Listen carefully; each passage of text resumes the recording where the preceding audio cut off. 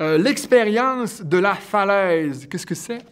En fait, dans l'histoire de l'expression lâcher prise, il y a deux sources. Il y a l'Orient, il y a l'Occident. En Occident, dans le monde protestant, dans le monde de la guérison mentale, la naissance de l'expression en anglais, c'était letting go, elle vient de la métaphore de la falaise. En Orient, dans le monde bouddhiste zen, ça vient de manière indépendante, également de la métaphore de la falaise. Et donc, il y a quelque chose de très évocateur là.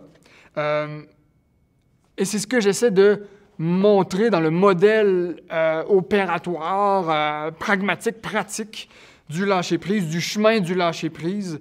Par exemple, les trois relations, la relation à soi, à l'autre et à la vie, la force de la foi, la souffrance, ici j'en parle du trou noir, le cœur de l'être, le dégonflement de l'ego. Tout ça, c'est des éléments fondamentaux qui reviennent toujours dans la pratique du lâcher-prise, donc qui ultimement est l'expérience de la falaise. La première partie, c'est l'histoire de l'expression lâcher-prise. D'où ça vient? On l'utilise beaucoup, cette expression-là, sans trop savoir nécessairement d'où ça peut venir. Et c'est la première fois que cette histoire-là est racontée, donc c'était important de le faire. Ce voyage-là nous amène aux États-Unis à la fin du 19e siècle, dans le monde protestant, dans le monde de la guérison mentale, qui était un courant spiritualisant assez important aux États-Unis.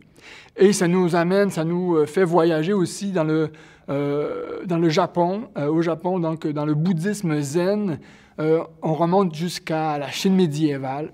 La deuxième partie, c'est plutôt une définition que j'essaie de proposer, complète, opératoire, pratique du lâcher-prise.